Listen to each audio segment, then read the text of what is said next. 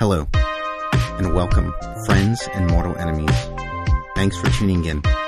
You're listening to Terror is a Mood podcast, a sibling account of true crime and paranormal activity. Kick back, and let's set the mood with your hosts, Valerie and Melanie.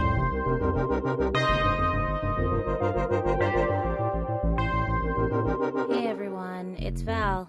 Hey guys, it's Melanie. What have you been doing today? Today was just a day, of pet sitting, taking care of some doggies. Not too much. Started watching Frank and Grace from the beginning. I've never seen that. I've heard it's really funny. Yeah, you'd probably like it. It's on Netflix. Sweet.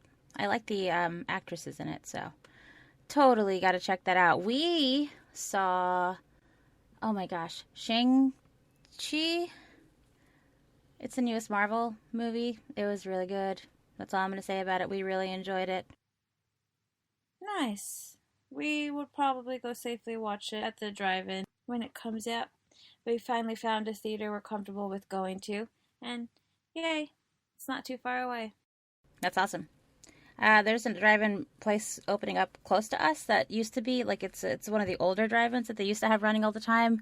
And they shut it down even before COVID. It just hasn't been running. And during COVID, they actually started fundraising to open it back up after all this. And it's getting there. They have the new screens up and all that stuff. And it's only about 8 minutes away from the house, which is awesome. That is really close.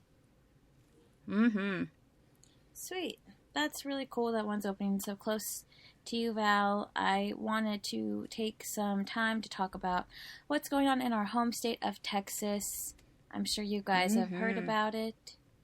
Right now, Texas has pushed through a law that really just completely goes against what was done in Roe versus Wade. And that has been left up to the Supreme Court to judge on, and they voted unanimously not to vote on the matter, whether it breaks the Roe versus Wade law that's been set in place by the state, by the country. Mm-hmm.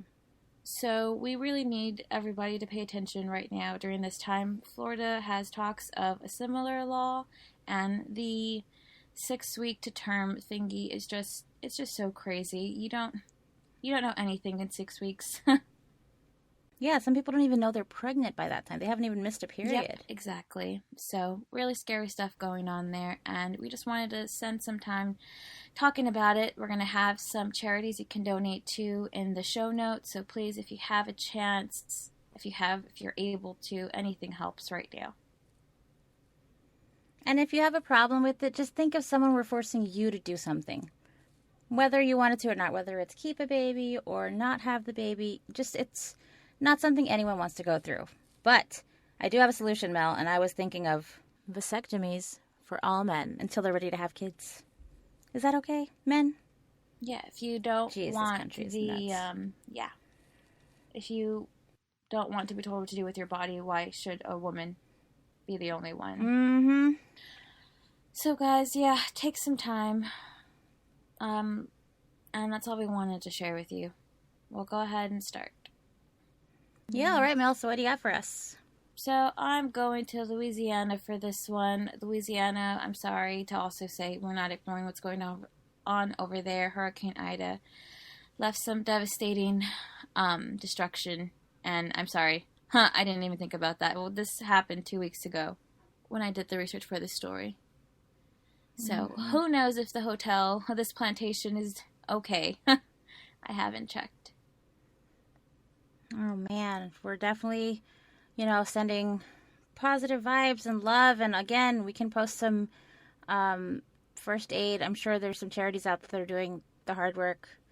Even if you're far away like we are, just know that we have you in our thoughts. And I pray, so I do have you in my prayers. Sorry, everybody. Alrighty, the Myrtles Plantation in St. Francisville, Louisiana.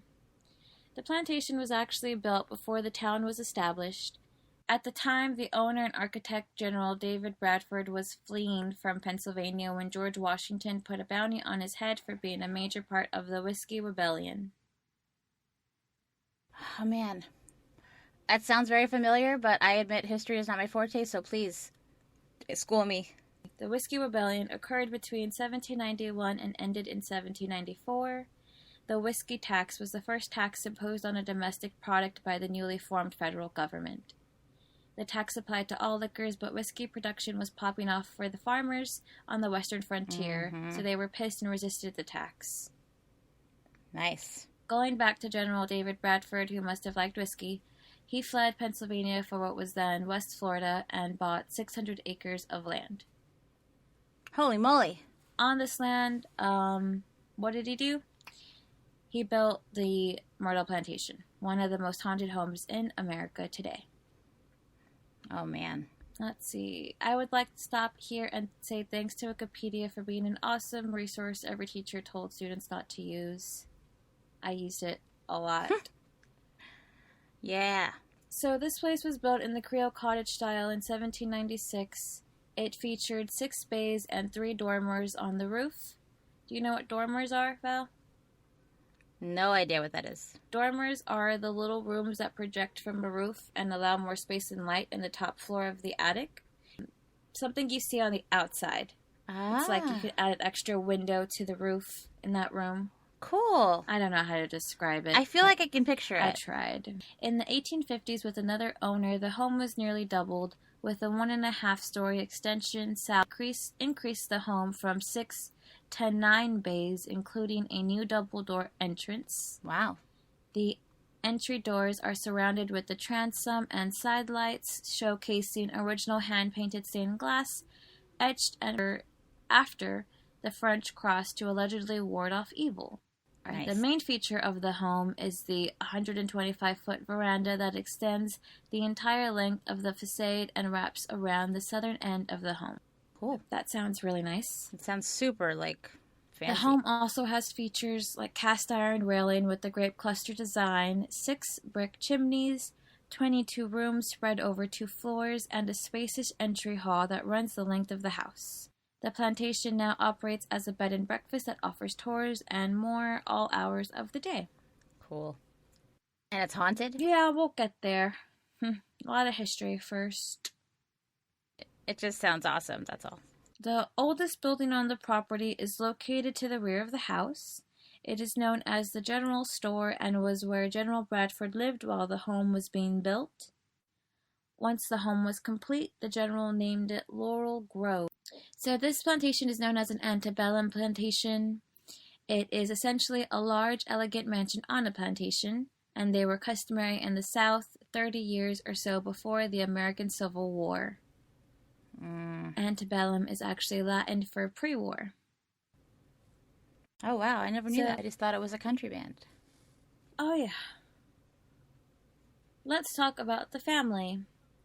General Bradford had a warrant on his head, so when he left Pennsylvania, he left his wife and 5 children behind.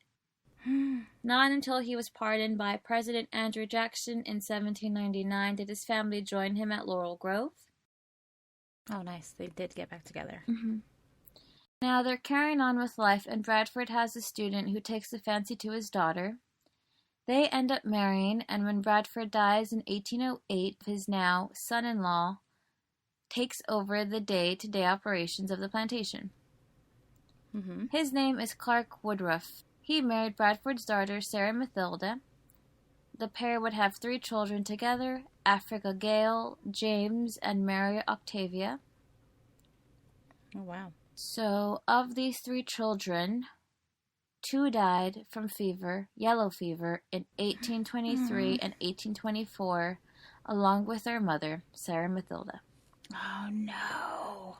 So Clark Woodruff takes his surviving daughter, Mary Octavia, with him to Covington, Louisiana, and sells the plantation, the land, and the slaves to a man named Ruffin Gray Sterling and his wife, Mary Katherine Cobb. It was this couple that would change the name of the plantation from Laurel Grove to Myrtle Plantation, so named after the crepe myrtles that thrived with color on the property.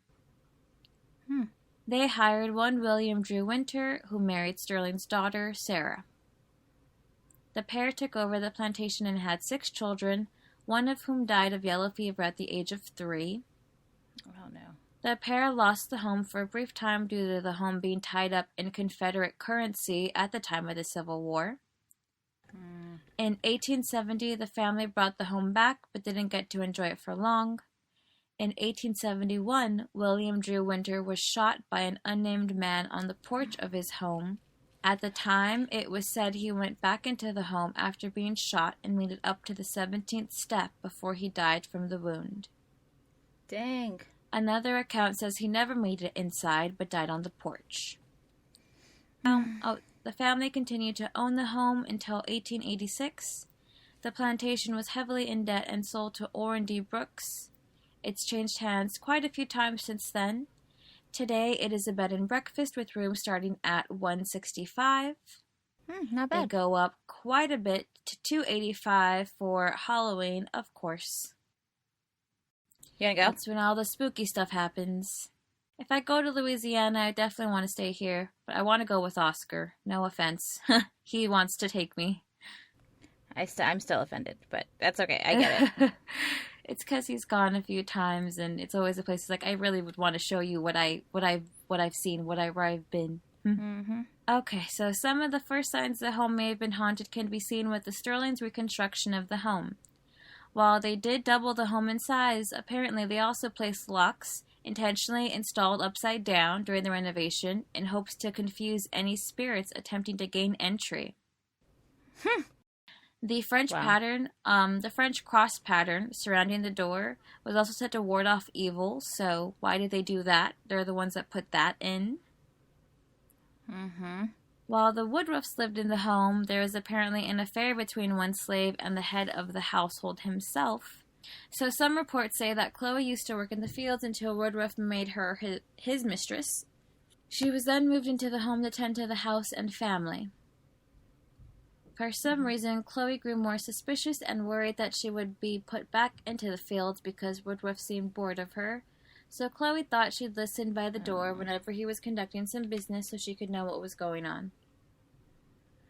Well, Yeah. Woodruff caught her, and she paid for this eavesdropping with her ear.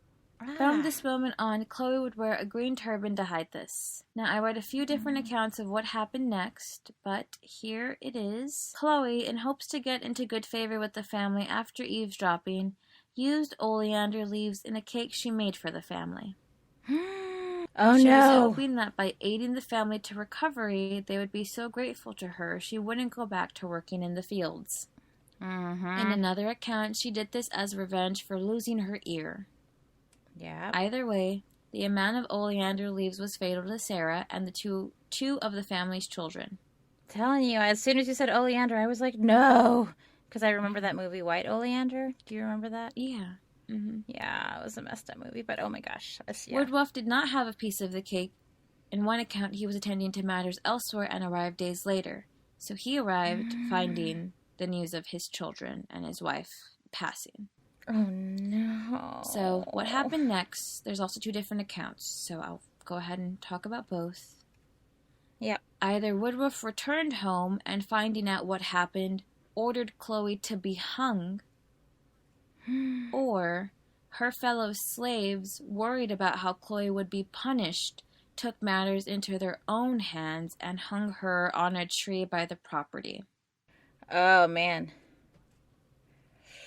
Yeah, to be like, we weren't helping her. We were not okay with what she did. I think it was because they didn't know what they would do to her if they found out, so they thought maybe we should just take matters into our own hands. Oh, like they would be more merciful before than... she got tortured or something. Got it. Oh my gosh. I don't know, because they threw her body into the river, so I don't know if that's better or worse after that. So Chloe has since been seen on the property, and most famously in 1992. The current owners were taking photographs of their property for insurance reasons. Mm-hmm. The photos were denied because there were to be no persons in any photos submitted. And? The owners denied there were any persons in the photos until they saw what looked like a woman in a green turban walking between the two buildings in the photograph. Oh, that's creepy. I have goosebumps. So this is really cool because the film that took this photo was sent to National Geographic Explorer, and this is what they had to say about it. They determined that the photograph definitely contained what appeared to be an apparition of what they believed to be a slave girl. The slave girl appeared in the breezeway between the general store and the butler's pantry of the mansion. The horizontal exterior boards of the mansion were clearly visible through the body of the apparition. Wow. National Geographic Explorer used the photograph in their documentary and suggested that a postcard should be made of this photograph. Did they do it? Yeah, they did. So Mr. Norman Benoit, a patent researchist, visited the Myrtles Plantation in May 1995 and requested permission to research the postcard. After enlarging the postcard and doing a shadow density procedure, Mr. Benoit discovered that all of the physical measurements of the apparition were of human dimensions and proportions. Wow. The circumference of the head, the length of the shoulder to the elbow, and the length of the elbow to the wrist were all indicative of a human. Dang. So a lot of research has been done on this photo, and it's one of the more renowned photos of the other world, guys. Are we able to share that one? Can we find it? Yeah, it's everywhere. Hell yeah. Definitely will send that one on the pod IG. Another haunting that occurred because of the grizzly cake was that of Sarah and her children. When people passed, it was customary to cover the mirrors in the house so that their spirit could pass on. According to legend, one mirror was forgotten, and now there have been reports of people seeing children in the mirror. Handprints and claw marks only occur on one place of the mirror, even after the mirror has been replaced. So the mirror Why I'm claw talking marks, about though, is dude? is a main mirror in, I guess, like an entryway or foyer. They talk about it on the tour. There's pictures of it. Yeah. The bed and breakfast has gone through 3 mirrors since its opening. Oh, that's creepy. In 1975, the owner of the plantation reported they were almost killed when the mirror flew 20 feet off the wall, hitting his head. Nope. So you said, why claw marks? People say it's because Sarah's trying to get out of the mirror. I don't like that. Yeah, she's trapped now. And then the little handprints are that of the little kids. Oh, it's so sad and creepy. Definitely a lot of kids passed here from natural things, yellow fever. I know, dude. That was an epidemic.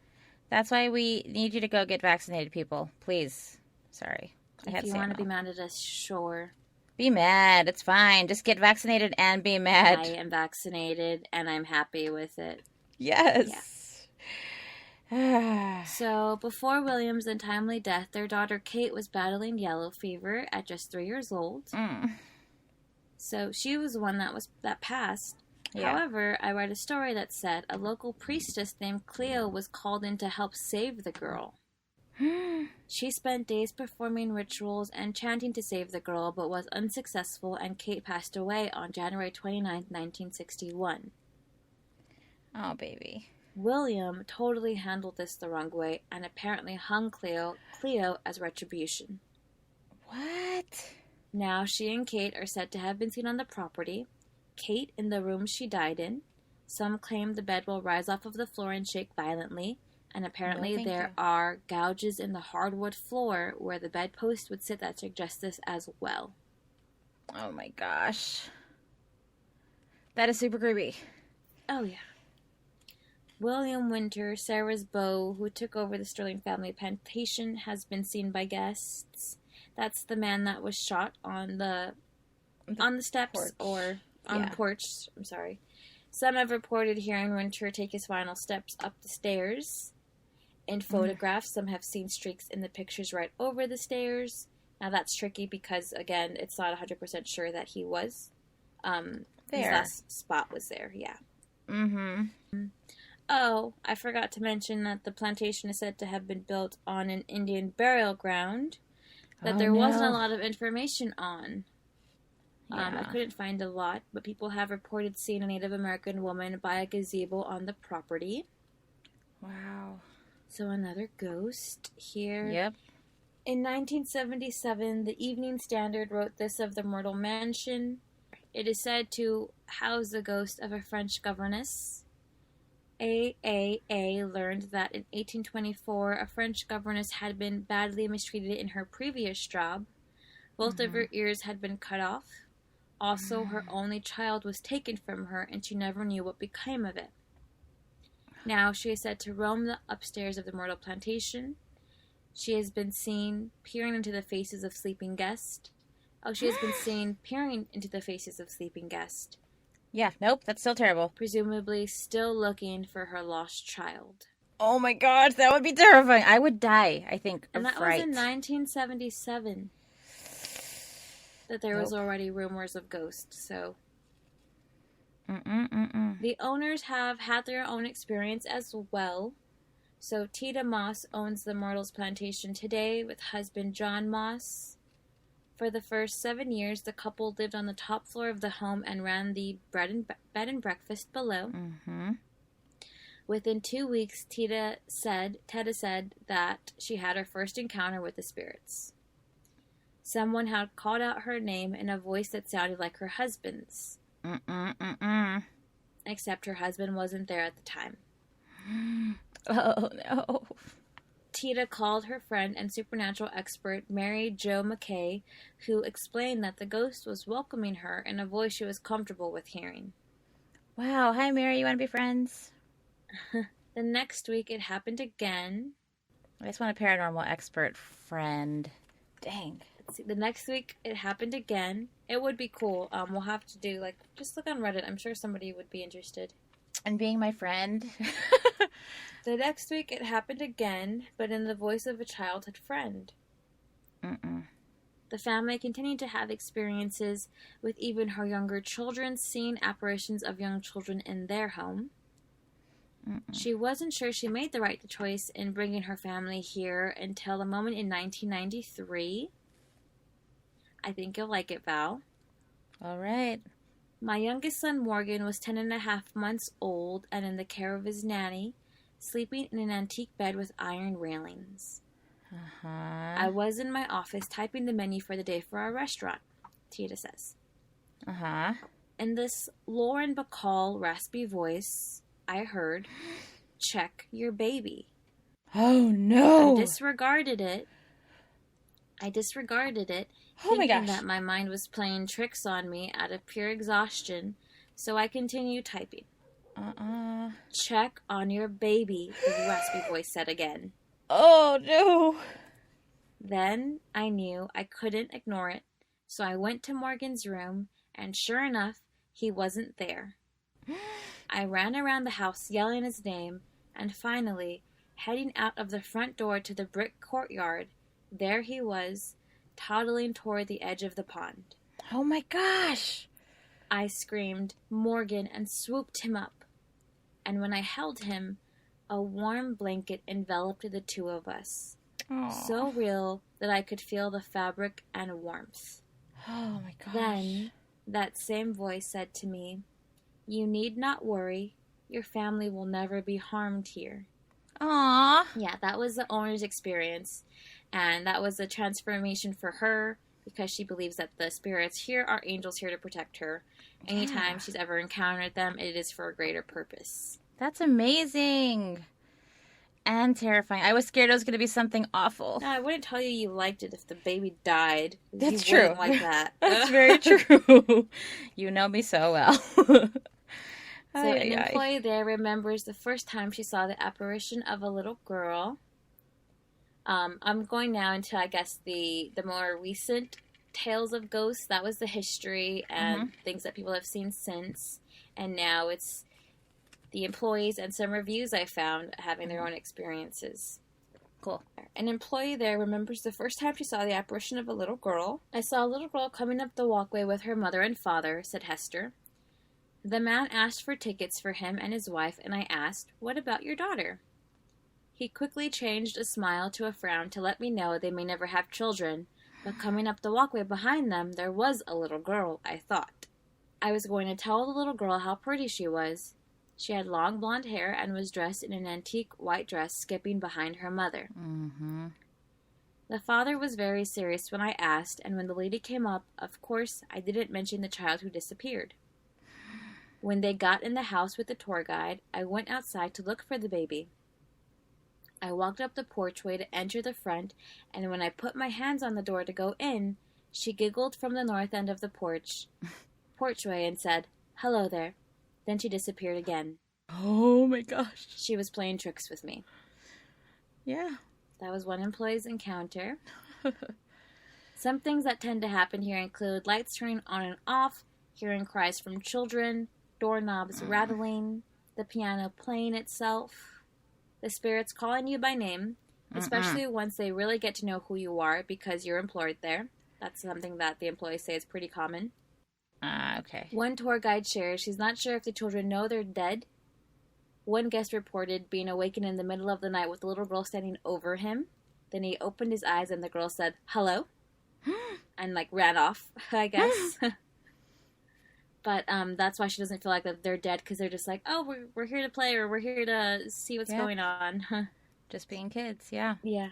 In another article I read, it said that there was a film crew was in there filming a television show, and that in between sets, I guess, when they were recording, the furniture would move back into the room even though they had replaced it or moved it out. So furniture was being moved back and forth. Yeah. Today you can visit the Myrtle Plantation and take a tour of the grounds, book a table at restaurant 1796. I peeked at the menu and it sounds delicious. Let's see. And another review that I thought was pretty interesting was this one from July 3rd, 2016 on TripAdvisor. It goes, I stayed at the Myrtles 4 years ago and I'm returning again this month. I am a sensitive that stayed in the John Leake room. When people found out I was there, they asked to follow me around. It turned into about 14 people. I gave a paranormal one-on-one so that people would understand a little more about ghosts. It was raining really hard outside with lightning flashing and loud thunder that gave the place a spooky special effect. After the rain, I told everyone we were going to walk the grounds. A mother and her daughter went to their room to change their shoes. They came back and the mother said, "Oh, I forgot my flashlight." She came running back, yelling at me to come see her room. The shoes she and her daughter had taken off were on their sides with the soles touching. Also, a window blind came undone from the top and went halfway down and just hung there. I calmed her down and said, "What did I just teach you?" I said, "They are not trying to scare you. They are trying to get your attention. Let's see what they are trying to say." I went over to the window and grabbed the heavy drapes. They were wet. I felt all the way to the floor and found the carpet wet also. It had started raining again, and as I pulled the drapes back and saw water dripping right onto a fan cord that was plugged in and turned on, I said, "Unplug that or you'll have a fire."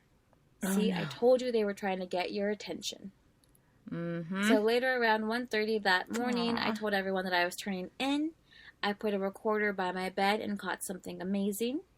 You can hear footsteps clearly on the wooden floor come over to the bed, and you hear someone whisper, "You be in the dream." And then you hear footsteps as it moves away. The next morning, my two daughters met me down in the gift shop for breakfast.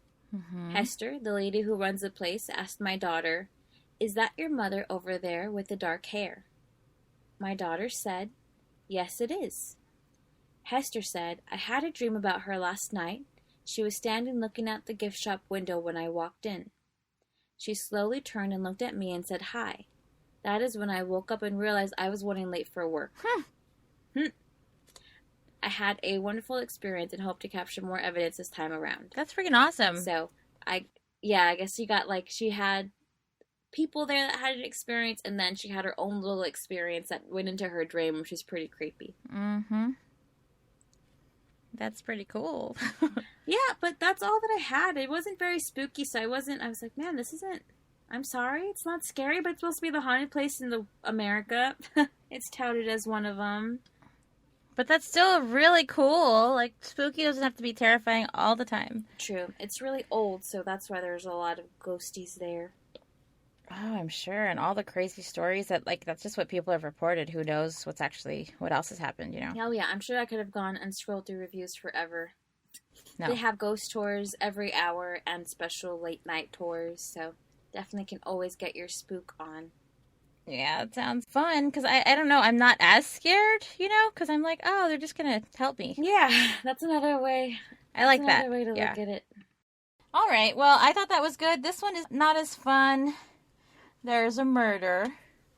There's a murder. That's your trigger warning, guys. So, we're going to start talking about Ryan Sullivan. So Ryan Sullivan, yep, he was born in Grand Rapids, Michigan. He graduated from North Hills High School and entered the military in August of 2002 as an infantryman assigned to the 1st Infantry Division stationed in Vilseck, Germany. Oh, wow. Which is pretty cool as his first assignment, you know? Germany. Deutschland! While serving in Iraq in 2005, Sullivan met a woman online. Her name was Marissa Miller, and she was a Sports Illustrated swimsuit model. Oh, wow. Yeah, I know. They talked often and eventually entered into a romantic relationship. So when Sullivan came back from his tour, that tour anyhow, he tried to meet up with Marissa, but she stood him up.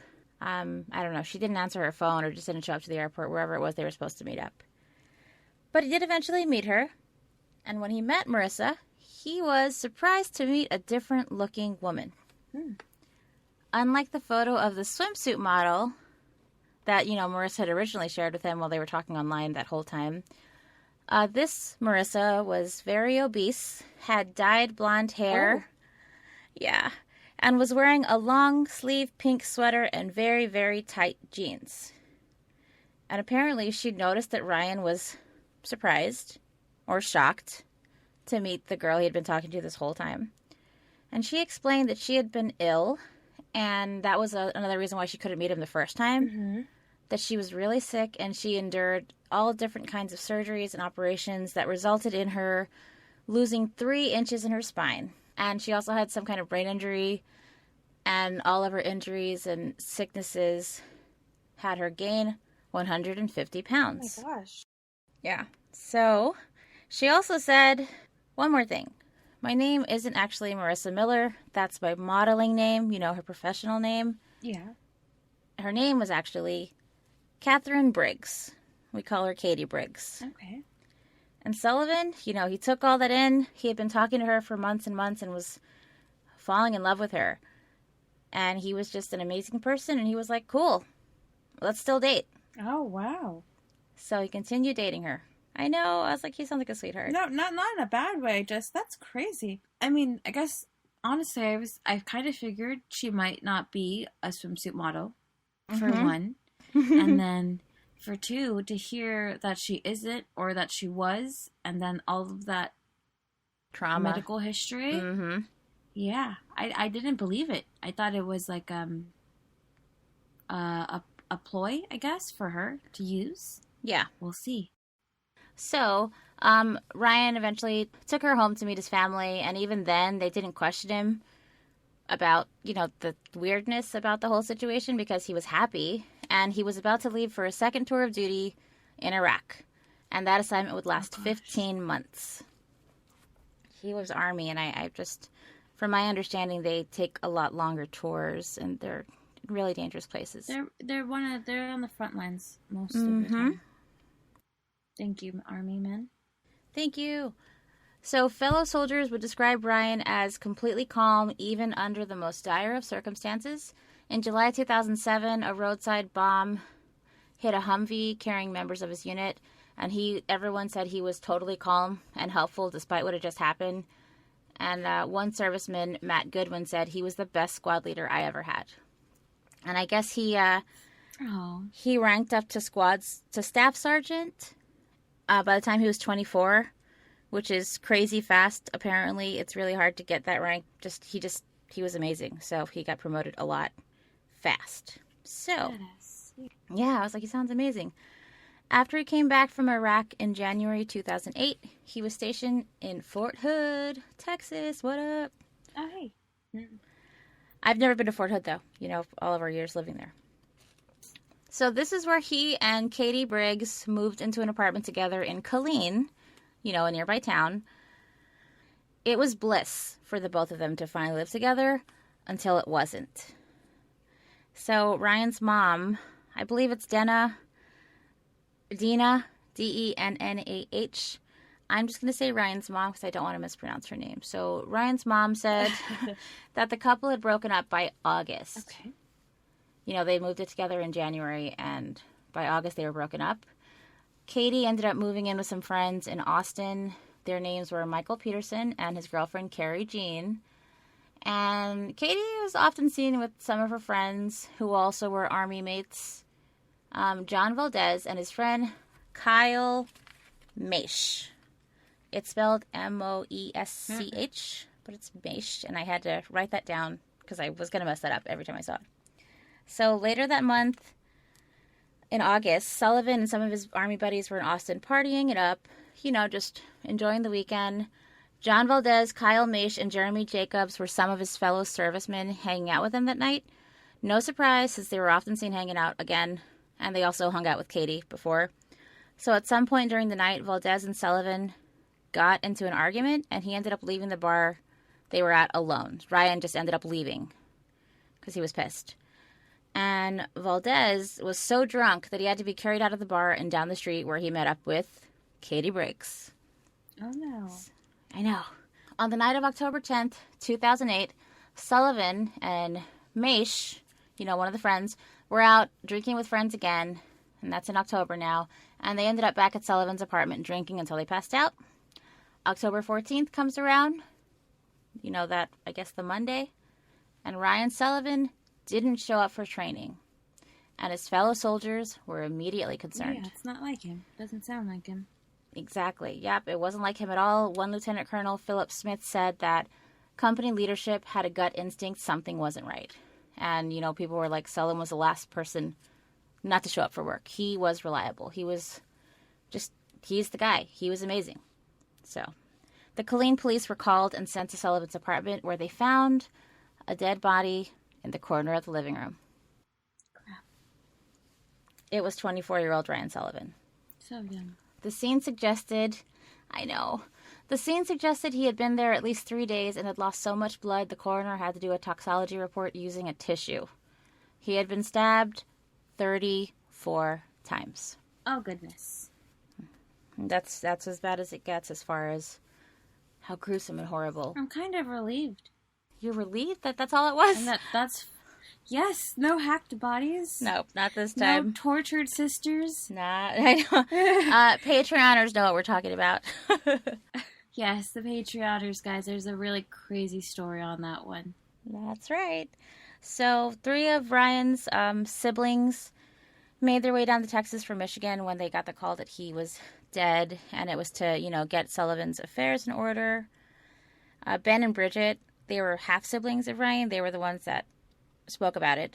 So they met with Katie Briggs in the lobby of the hotel they were staying at, and they both said she only showed a brief amount of grief. And they had only been broken up 2 months.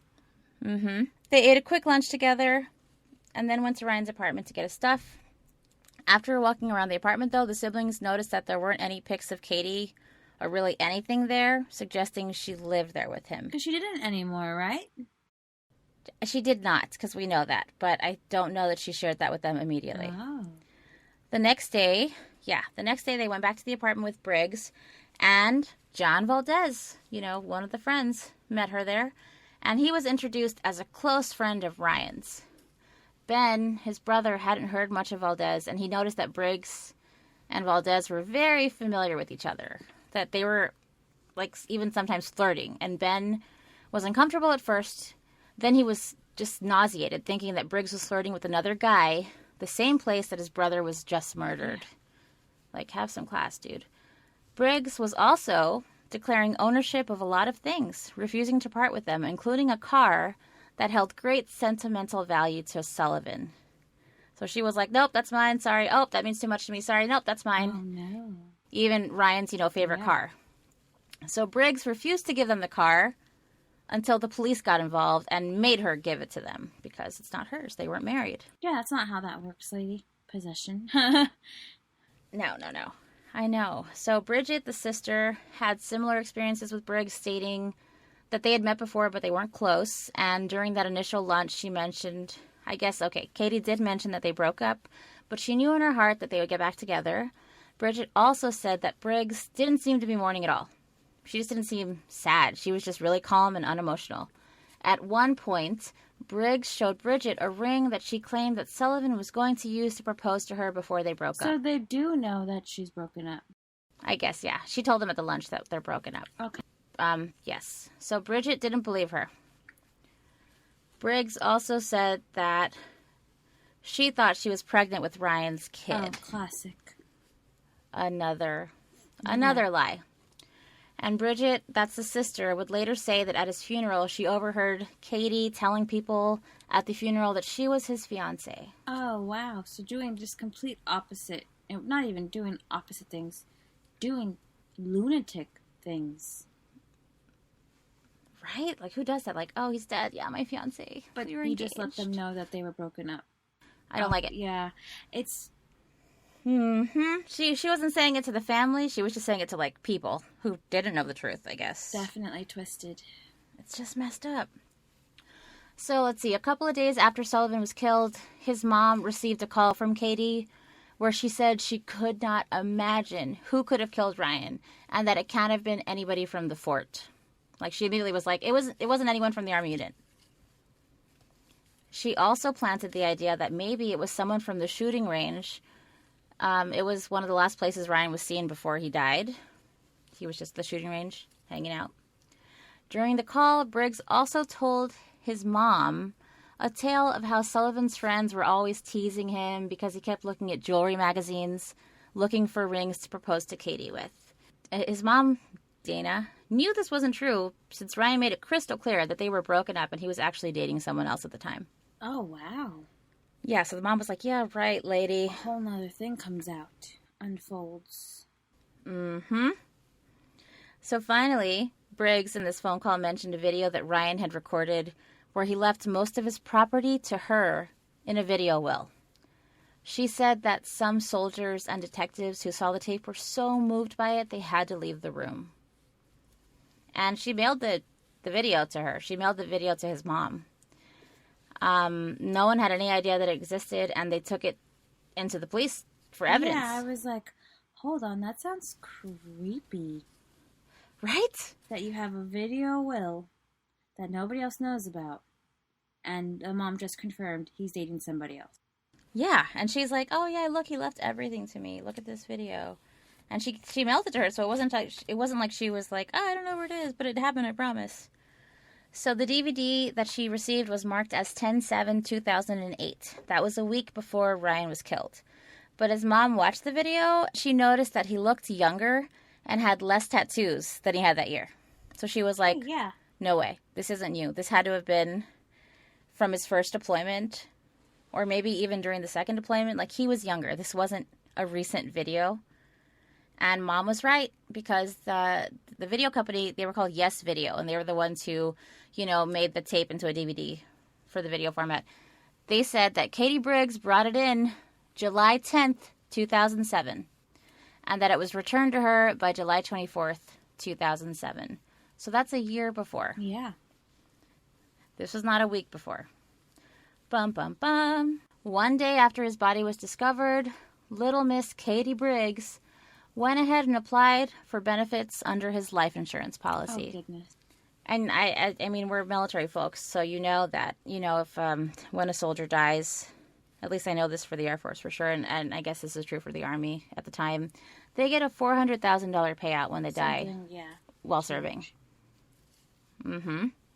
So in 2006, Ryan had made her one of his beneficiaries, but rumor had it that after the breakup, and only a week after he was murdered, he had plans to amend the policy, removing her as a beneficiary.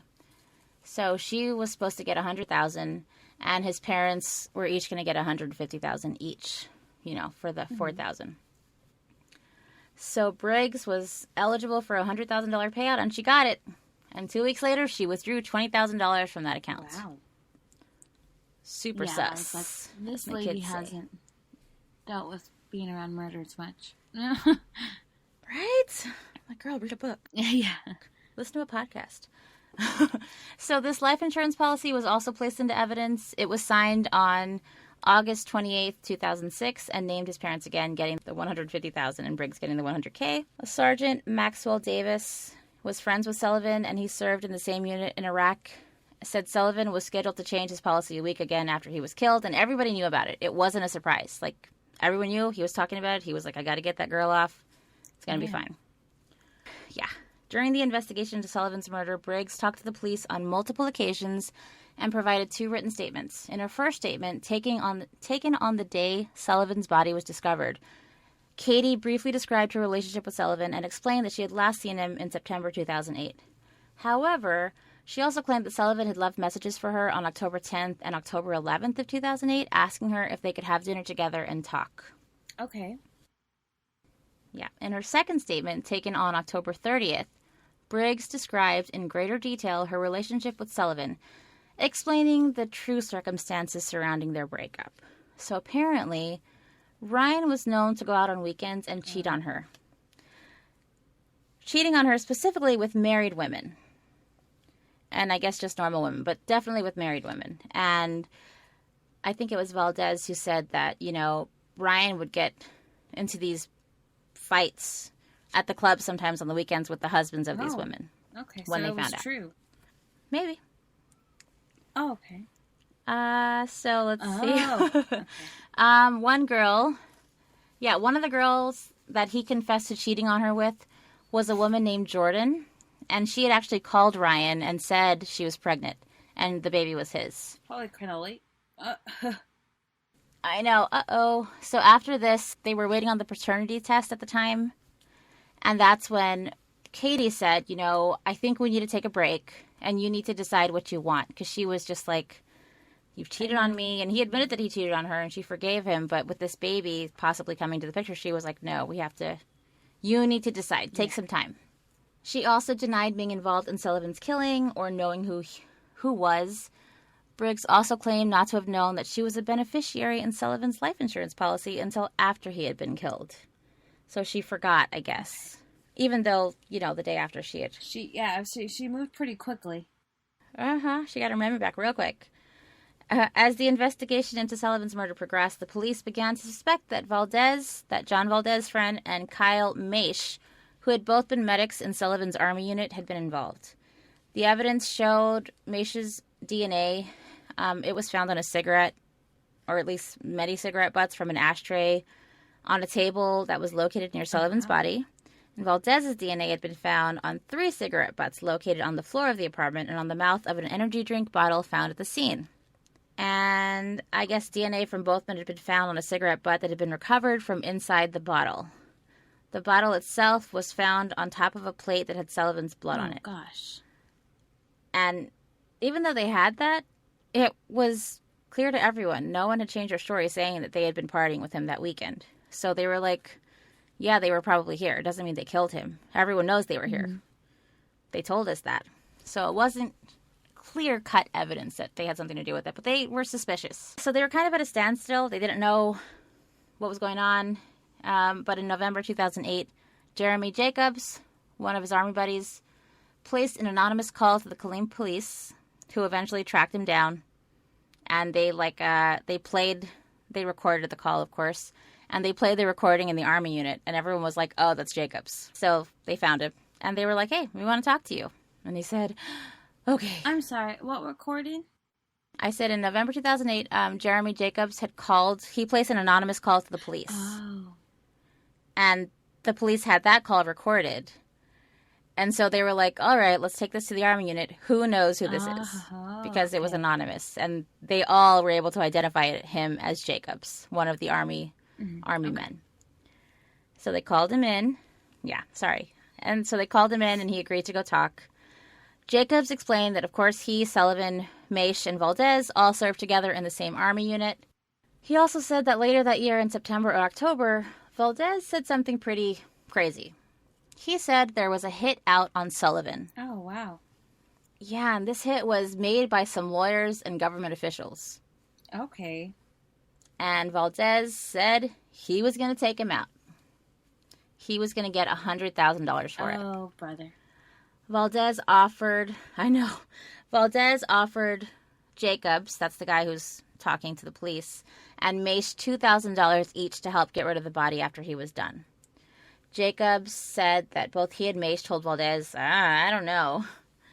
And Jacobs later on said that he didn't take the threat on someone's life seriously. He was like, yeah, that guy's just, talking shit or something. Yeah, but that's... Oh, it's the first time I cursed. I told myself I didn't want to curse today. I wouldn't think that anybody saying, hey, here's a hit on him is a joke. That's I've never heard that. Right? Casually. I was like, what kind of jokes are you throwing? Yeah, I've never been like, yeah, I'm going to go take a hit on Chibi, my dog. Mm-hmm. Oh, I'm not going to kill my dog. I heard, I'm going to take him out.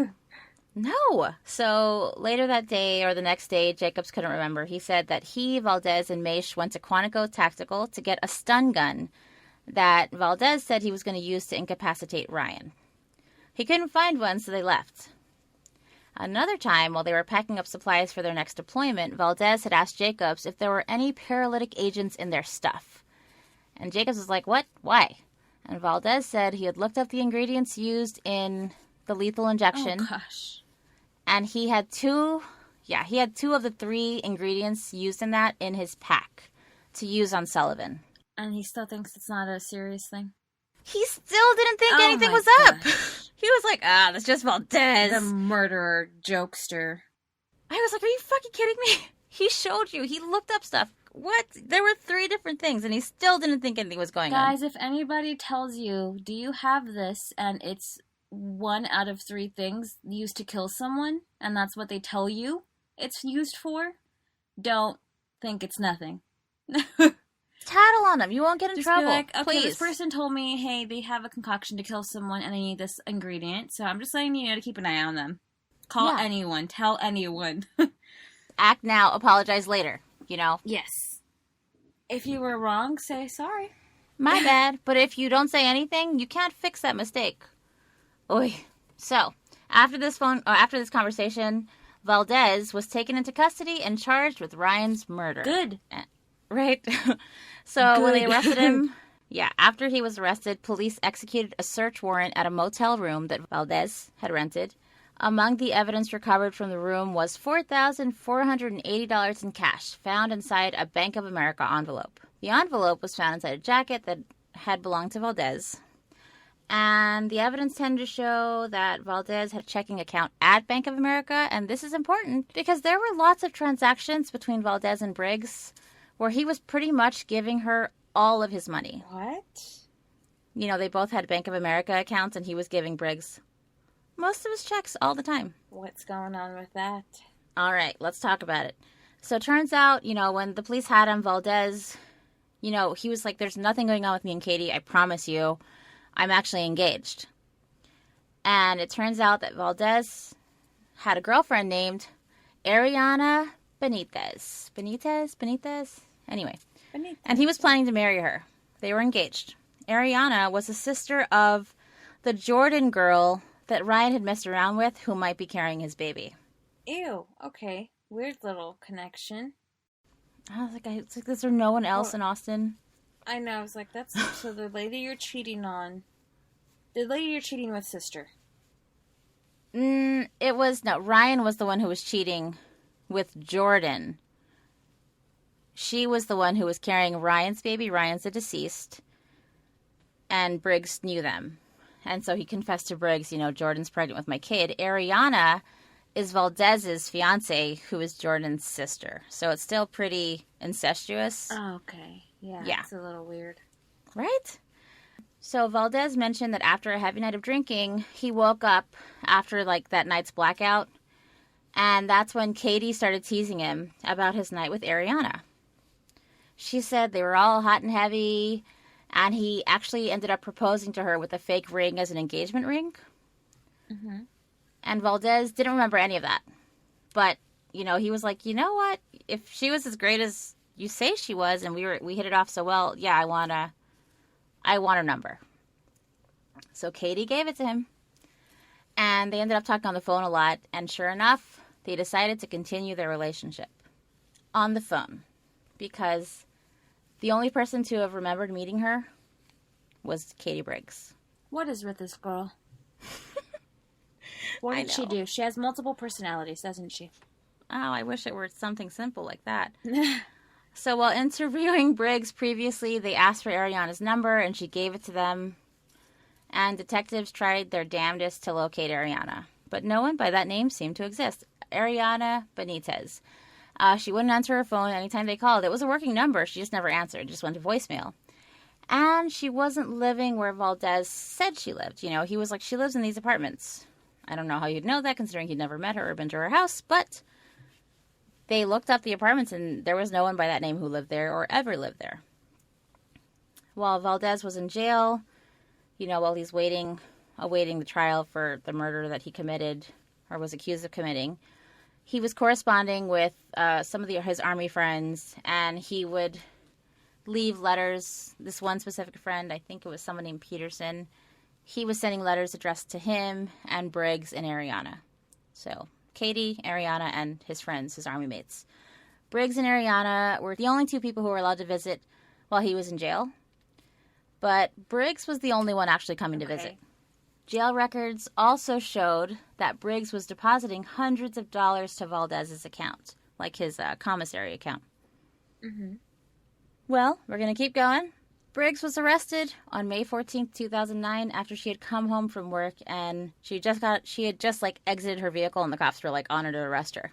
And mind you, they'd been looking around, they'd been trying to solve this since October. What did they figure it out? They figured it out. Mm-hmm. Noticing there were two phones on the seat, one of the detectives who had been working on the case, he saw that there were two phones in her car. So he was like, you know what? I'm going to call Ariana real quick. Mm-hmm.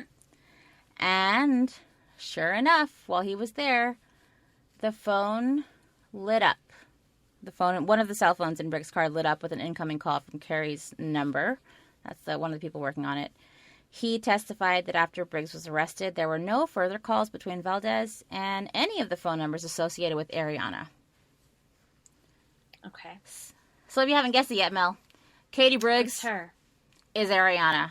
Mm-hmm. Yeah. I don't know if you wanted me to spoil it. Yes, you can absolutely be like, I knew it! Yeah, I was like, I thought it was her. I was like, she's just being crazy. Again. Yes, but it wasn't a multiple personality thing. It was just her being manipulative and conniving. Which is worse. So she was Ariana. Exactly. I said I wish it were just a personality disorder. Anyhow, she was disguising her voice while talking to Valdez. And mind you, Ariana called Valdez in jail. Yeah. And the police said that, because they record all the calls, of course.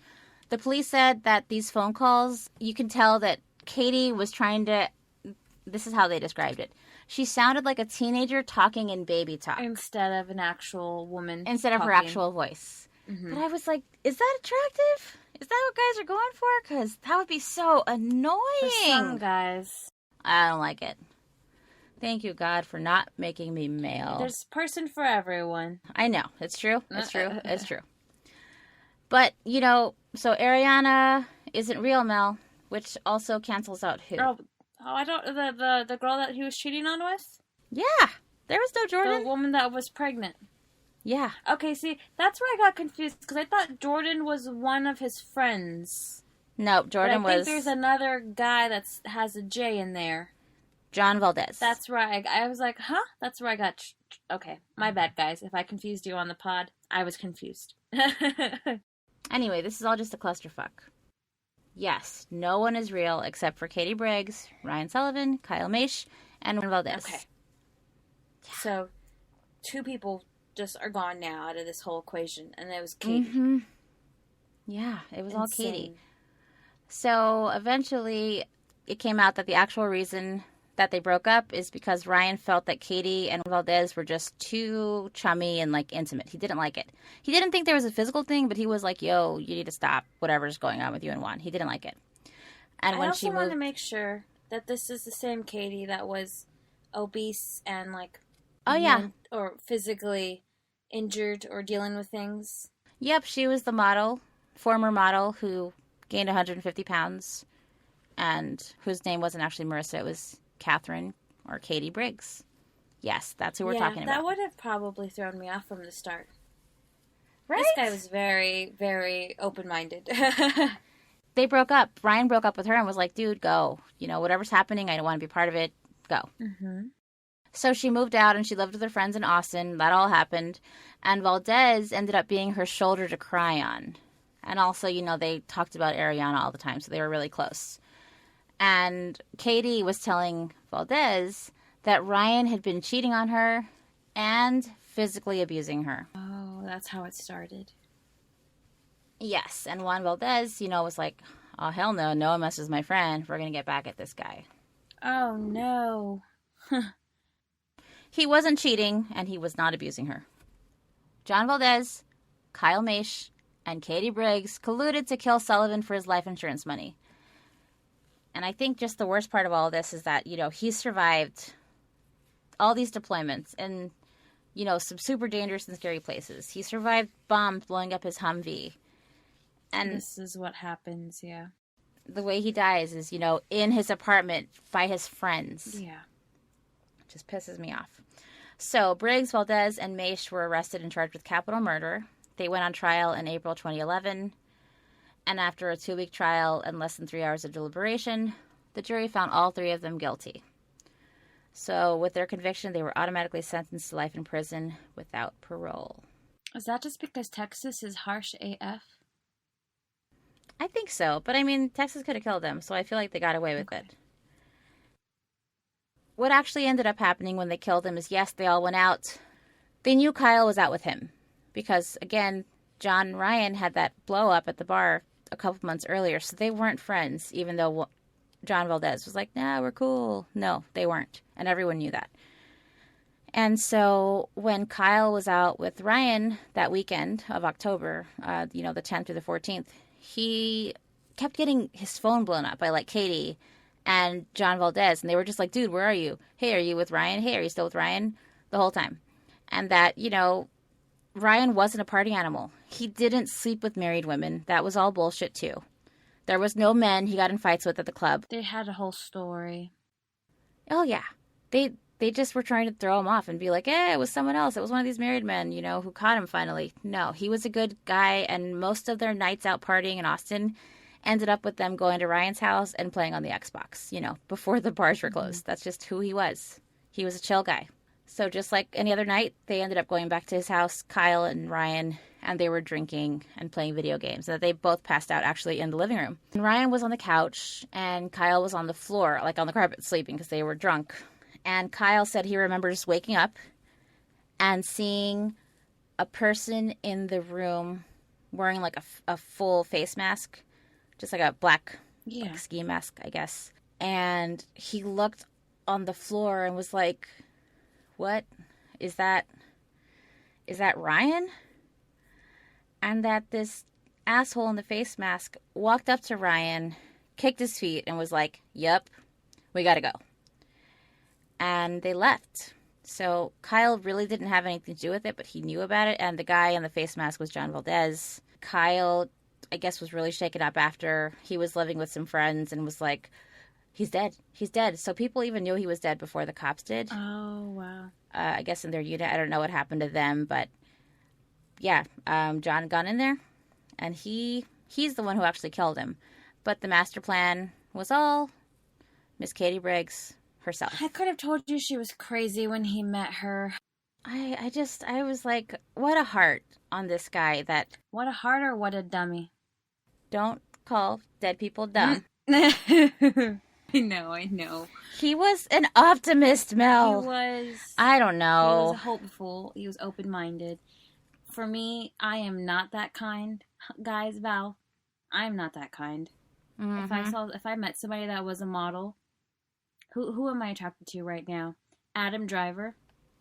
And if I saw Adam Driver, and then you show me somebody that's not Adam Driver with 150 plus pounds, and then you still want me to be with you, and 5 inches shorter. Maybe I'm just terrible. No, I don't know. I think it would be super suspicious. What? Right off the bat. Oh, and that's not your name either? Why didn't you tell me this? I think that's our moodiness. That's our moody radars going off, pinging. This isn't safe. Amen. That's right. And I was actually Googling, how... This is catfishing. This is what it is. Mm-hmm. Catfishing, for those of you who aren't familiar, is the use of a fake online persona to lure someone into a false relationship, or sometimes it's just to scam people out of money or to get valuable personal information. There's different reasons why people catfish. And I was reading, this is all from Psychology Today, I can add the link. Both men and women are, victims of catfishing or to catfishing, but women are more likely to be prey. Huh. And of course, if someone sounds too good to be true, listen to your gut. Okay, so the human gut is lined with more than 100 million nerve cells, and it's like a brain all by itself. Unbelievable. So the gut talks to the brain a lot, and it releases hormones into the bloodstream that can tell you, you're hungry, or you shouldn't have eaten that whole pizza, or whatever. But this is why the gut is so important. Yeah, gut health. You gotta listen to your gut. Yes, that's the main thing.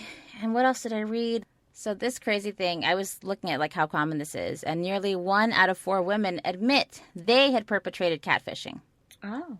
Out of a sample of 917 women. So 23%. That's not crazy. The percentage, though, was even higher in their sample of 190 men, with 1 in 3 men confessing, that they totally catfished people. And that was 38%. Don't trust everybody. Meet people in person in a crowded place with lots of lights. Get off of social media. Be safe out there. That's all it is. Get off social media. But Tinder, that's how people meet people. That's fine. Meet people. Just be safe. You can't trust anyone anywhere. Yeah, don't trust anybody. Yeah. Don't trust anybody. That's our message. Be on your guard all the time, guys. This girl sounds like, I don't know. I don't blame all of her. I also think that the people that were involved in the murders, the guys that she hoodwinked, were also pretty gullible. If you knew this guy, and from what I saw, it sounds like everybody knew he was a good guy. Yeah, they were pretty gullible. Also, who are you to say, I'm going to take your matter into my hands? For money makes us all sick. Mm-hmm.